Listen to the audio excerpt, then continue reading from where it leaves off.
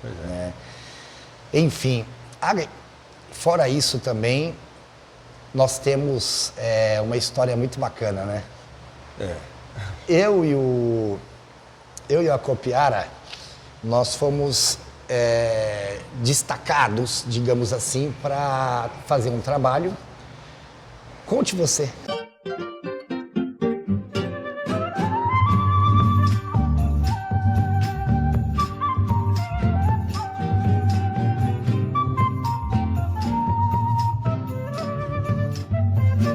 Poesia. Música, arte, Histórias e lendas é aqui no Cultura Latino-Americana.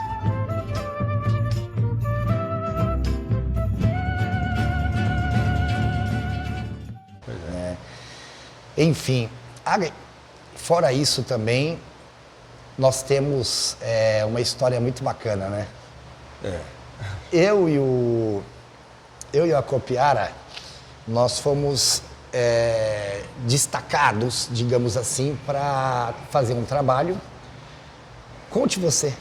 Na cadeia, né? Na cadeia pública Fomos contratados pela Secretaria de de Cultura. Cultura de Diadema, que era uma parceria com a FUNAP, né? Exatamente. Fundação Nacional de Amparo ao Preso. Exatamente. Porque as cadeias geralmente têm educação lá dentro, né? Só um minutinho. Esse projeto que Diadema fez de educação na cadeia era um projeto que veio de Cuba. Né? Exatamente, de Pois é. Cuba. Porque tínhamos uma parceria com Santiago de Cuba. E lá os presos tinham todo um trabalho de literatura. E fora aqui de Diadema, eu visitei outras cadeias. Por exemplo, a Presidente Bernardes tem 3 raios que é como se fossem 3 escolas, assim, mais coisa de primeiro mundo, né? Sim. Coisa maravilhosa, só com um professor muito qualificado, tal. E Taubaté também estive, e em outras cadeias. Mas o nosso caso foi aqui em Diadema, né? E foram, acho que quase 5 anos, né? É bem isso mesmo. Porque além da escola tradicional, eles têm ainda, paralelamente, oficinas de música, que era o seu caso, de teatro, que era o caso do André, tinha literatura, que era o caso do Carlos Loto. O Loto. E o cordel, me convidaram também para falar de cordel com essa gente. E tem também história em quadrinho, desenho e pintura, artesanato, outras coisas. E era um trabalho maravilhoso. A gente passava alguns dias com um grupo de 20, 25 reeducandos, né? Eles interessadíssimos, disciplinadíssimos ali naquele momento. Muito. Porque... Eu ainda digo assim, eu acho que foi um dos lugares que eu tive mais respeito e segurança. Pois é. E não era segurança por conta de funcionário, os próprios presos. Era uma beleza. E tanto é que quando a gente saía, se despedia de um grupo, eles ficavam com saudade, né? Ficavam. E o que eu gostava mais era quando a gente entrava junto, né? Que geralmente a gente entrava, cada um ia para um raio, né? Você ia para um canto, eu ia para outro, o Loto para outro. Mas de repente calhava de eu entrar junto com o Loto, ou então junto com você. Aí a música e a poesia, que estão ali, né? Estão ligadas. Rapaz, era uma beleza. Os reeducandos gostavam demais. E uma das maiores emoções que eu passei foi quando eu vi lá um detento, um reeducando, com um livro meu, que não era esse aqui. É um livro que se chama O Sertão é Meu Lugar. E o livro estava muito detonado. Velhinho, todo desgastado, Sim. se soltando. E ele veio com muita vergonha me mostrar o livro, pedir para eu botar um autógrafo ali, né? E pedindo desculpas pelo fato do livro estar daquele jeito, que ele disse que fazia mais de um ano que o livro ficava de mão em mão ali. Um ficava uma semana, tinha que devolver no final de 7 dias, né? Aí já renovavam. Aí, rapaz, aquilo, eu disse para ele, rapaz, é o seguinte, livro novo, em instante, é sinal de que não foi usado, né? Quando eu vejo um livro assim, é porque ele foi usado, ele está sendo usado. Exatamente. Porque tem gente que compra livro, bonitinho, deixa lá na estante, nem abre, nunca lê, não lê nem as orelhas, né? E foi um momento muito legal lá dentro.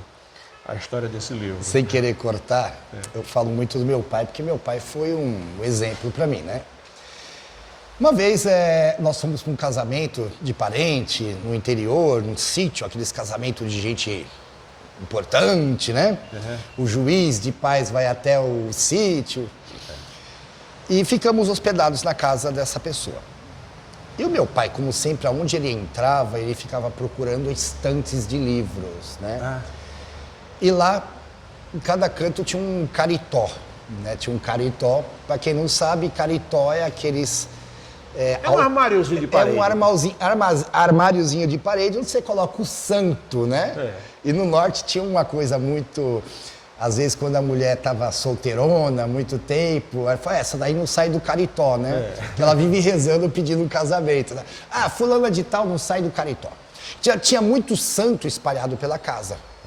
E meu pai, assim, com as mãos para trás, andando, olhando com aquela cara... Ele, muito santo e pouco livro. Muito bem. Muito santo e pouco livro. Esses dias eu vinha da universidade lá em São Carlos e tem um amigo que eu nem conhecia pessoalmente, que mora ali em Jundiaí, e ele vivia dizendo, venha tomar um café na minha casa, quando você estiver por aqui, passa aqui na minha casa, passa aqui na minha casa. E eu estava vindo de São Carlos, era um evento que 2 horas da tarde, aí tinha hotel para eu dormir lá e tudo, mas terminei 3h30, disse, não, eu vou voltar. Eu estava bem, aí vim. Aí quando eu dei fé, estava passando lá em Jundiaí, liguei para ele. Ele disse, rapaz, minha casa fica a 500 metros da pista, é só entrar, bota no GPS, vem tomar um café comigo. Aí beleza, eu fui, cansado, com fome. Aí cheguei lá, rapaz, uma casa enorme. Aí a preocupação do sujeito era me mostrar a casa dele, né? E parava em cada cômodo, e gabava muito aquilo, e mostrava. Aí quando eu perguntei, e onde é que está a biblioteca? Ele disse, rapaz, não tem biblioteca não. Eu disse, mas não tem nenhum livro aqui? Tem não. Né? Aí isso me decepcionou muito, né? Porque um dos lugares que eu mais gosto em qualquer casa, são 2 lugares. É a cozinha, para a gente tomar um café ali e bater um papo, e a biblioteca, ali, a estante de livros, né?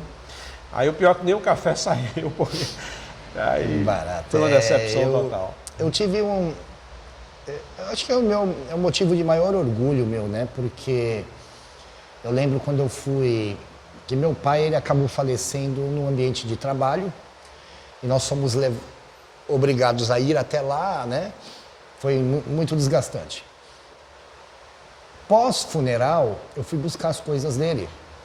Meu pai andava com um bornalzinho de couro, ali ele colocava a marmita, né, as coisas dele. Aí eu abri o bornalzinho, tava a marmita dele, um toquinho de madeira emparelhado, porque meu pai, ele era daquele tipo, onde ele passava, ele pegava um pedaço de madeira e levava para casa. E todo mundo ficava assim, mas que diabo você vai fazer com esse monte de pau que você traz, né? Aí chegava final de semana, aparecia uma cadeira, um banco, ele fazia. Casa não faltava cadeira, não faltava assento para você sentar, porque meu pai fazia com material reciclável, né? E muito caprichado. E um livro dentro do bornalzinho, né? Que meu pai falava assim, meu momento mais ocioso é no ônibus e no metrô. É o momento que eu leio. Né? E ali ele lia, né? Então foram alguns exemplos que eu tive na minha vida, foi com o meu pai, né, em relação a amigos que chegavam em casa, amigos historiadores de formação, professores. O pessoal saía de casa assim, de queixo caído, o conhecimento de literatura que ele tinha, né? Então aí, não que eu herdei esse conhecimento, mas o gosto, até pela arte, pela literatura, foi através do meu pai. Por influência do seu pai, né? Diz que até Lampião, quando foi assassinado, encontraram em bornal dele um livro. Um livro. É um livro sobre a primeira biografia dele, né? Que foi publicada em 1926, Ranulfo Prata, e ele chegou um exemplar na mão dele, né? Quando ele morreu em 36. Quando ele morreu em 38, ele estava com um livro dele. E ele gostava de ler o jornal O Globo, Sim. a revista.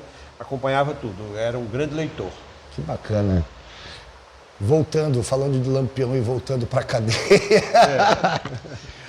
Eu lembro que nós fazíamos um duetozinho, né? Você trabalhava Como que era trabalhado esses poemas? Você pegava uma palavra-chave, uma frase, uma ideia, uma situação. E fazia um cordel, um poema baseado naquilo, né?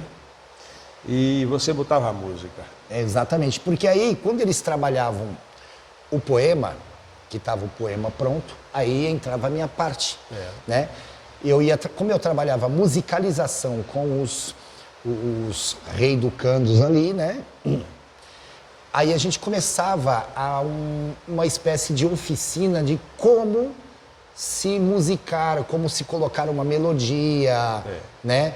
Aí eu até falava o que é uma paródia, o que é uma versão, o que é um plágio, né? Falei, então vamos tentar criar algo novo que você pode até ter uma referência de um músico fora, mas vamos tentar modificar e trazer algo novo. E saiu muita coisa bacana. Final de ano nós fazíamos a apresentação e os familiares dos reeducandos ali, eles iam assistir essa apresentação, né? Até uma vez, você lembra do Severino? Demais, meu amigo. Severino, gente boa. Gostava demais do Severino. Severino, ele era o diretor da educação do CDP, né? E ele era o responsável por todo esse projeto de educação. Aí uma vez a gente estava tentando discutir o que a gente vai fazer de final de ano. Aí, ô Jara, você podia dar uma sugestão de música, né? Eu falei, lembrei de uma, qual? Vamos fugir desse lugar, baby. O pessoal começou a dar risada, né? Aí, eu falei, não, tive uma ideia legal, vamos fazer aquela música do Vando. Você é luz, é raio, estrela aí, não é? Rapaz, isso foi um motivo de gozação. Porque na hora de montar o coralzinho dos presos ali, né? Eles tinham umas coreografias que eles mesmos criaram, né? Aí eu falei, pô, imagina, todo mundo ali cantando Vando. Que coisa! Aí começou uma tiração de sarro, foi uma piada, né? Mas fizemos uma apresentação belíssima de final de ano, né? Foi muito bacana.